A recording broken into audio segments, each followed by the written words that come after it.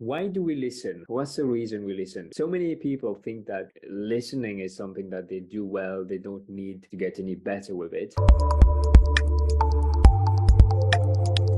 We'll go through the power of listening, how you can become a better listener. So we listen to build trust and rapport, to gain new insights and perspective. We listen to get information from our patient. It's a really essential part of effective communication. If we're not listening to our patient, then we're missing out on a lot of important information, and that's key for effective communication. What is listening? It's hearing what someone else is actually saying, understanding what they're saying, and able to summarize. Many people think that listening is something passive, but the first thing you need to be aware of is listening is not passive.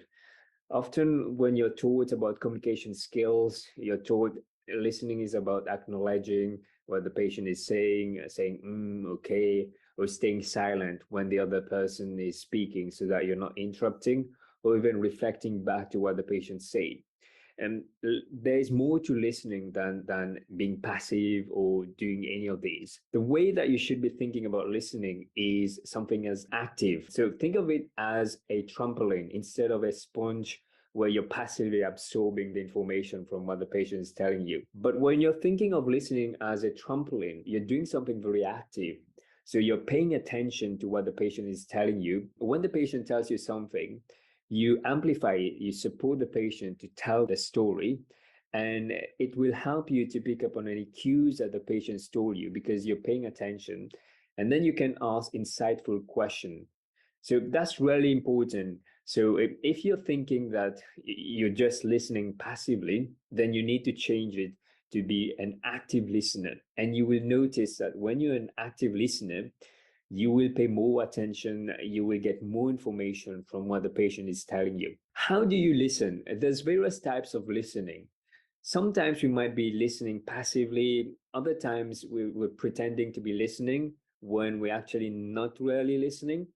There are times when we are selective listener, so we're listening to something, but we hear only what we want to, and then we kind of not really listening to other part of what the patient is telling us.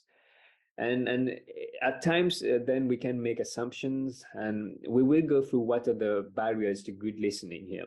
But just think about how do you listen, and write down in the chat if you can tell me what do you think is your listening type? What are your common types? Because at some point in your life, you've probably been a passive listener, you've been selective, or even pretended. Have you had any times when you were having a conversation with somebody and you thought that person is not listening to me?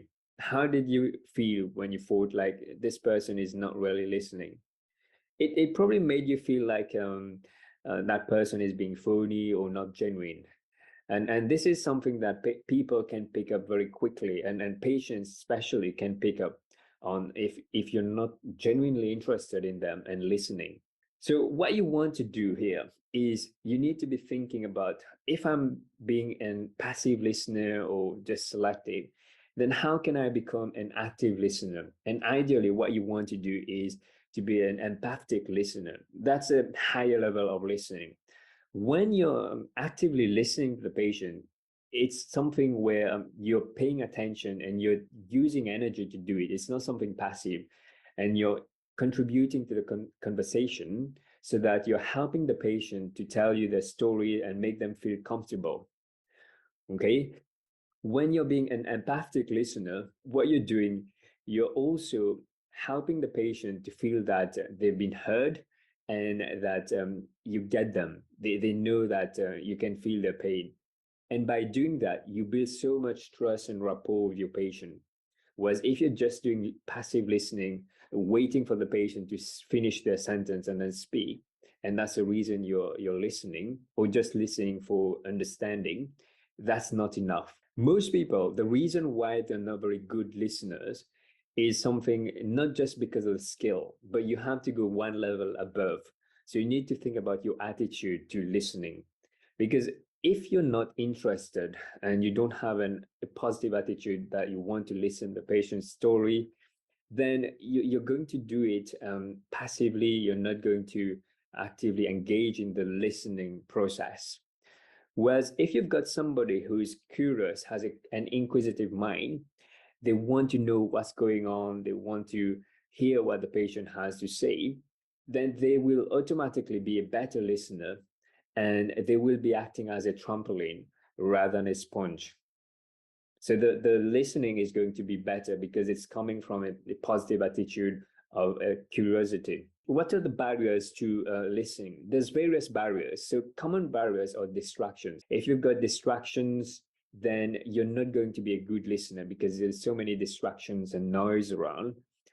If you lack interest, you're not interested to listen, then you've chosen not to listen, then you're not going to be a good listener because people can pick up if you're not listening. If you've got a preoccupied mind, so if your mind is really busy, you're worrying about what to say next, if you're worried about various things, there's a lot of noise inside your mind, then you're not going to pay attention and listen because you're so busy and preoccupied.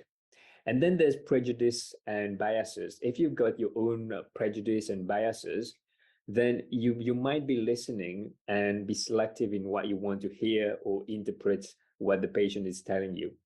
So it's really important that when you're going to listen to what the patient tells you, make sure that you've got rid of these distractions. You decided that you want to be interested, and it's really important that you quieten your mind, because if your mind is not quiet, then there's so much noise that listening to somebody else is going to be difficult. You need to be able to quiet your mind first and then create a safe space where you can listen to your patient. Everybody has got some preconceived ideas or biases, but for the consultation, you need to set it aside, replace that judgment with curiosity, and your attitude will be more positive for you to listen. So that's something that I see a lot of people where they are not doing a good job at listening, and what's happening is that they're making assumption, they've not heard the story well, and they're not picking up on cues, or they're asking similar questions and repeating and going in circle, and it's wasting a lot of time. So that's something that you need to make sure that you work on if you find that you've been doing that as well. If you've done a good job at listening, the patient should be thinking, I feel heard, this doctor understands me. So to be able to listen actively, you need to be present. You need to listen and choose to listen. Pick up on the relevant cues and make note of what is said, what is not said. And that will allow you to dig deeper and be more selective in your questions and ask insightful questions. When you're listening to music, there's various things that you could be listening. Some of you might be trained, you have possibly learned to play an instrument. Then if you're listening to music, you're probably going to be listening to the beat, you're listening to the lyrics and the instrument as well. Whereas if you're not very trained at music, you don't know about the beats and what's the pace, then you're probably not going to listen to the same degree. So it's just to show you that when you're in a conversation, it's very important to listen, not just for the words that the patient is telling you, but you need to be listening to what they're not telling you. You need to be listening to their body language. For example, the body language and the phrases and the nonverbal as well, the tone of voice. So, sometimes patient can express frustration by the tone of voice, or if they make like a long side. So for example, there's do something like and then start talking. You probably already pick up the cue and know that there's something they're not happy. So these are really important that you develop that skill to listen, to pick up on these cues, because that will give you more information than somebody who's not that trained to listen to these cues. If you want a guide for remote consultation, click the link down in the description below to download your free guide. If you found this video useful, you might want to watch the next video on telephone consultation. Click here to watch it. Take care, everybody. Bye-bye.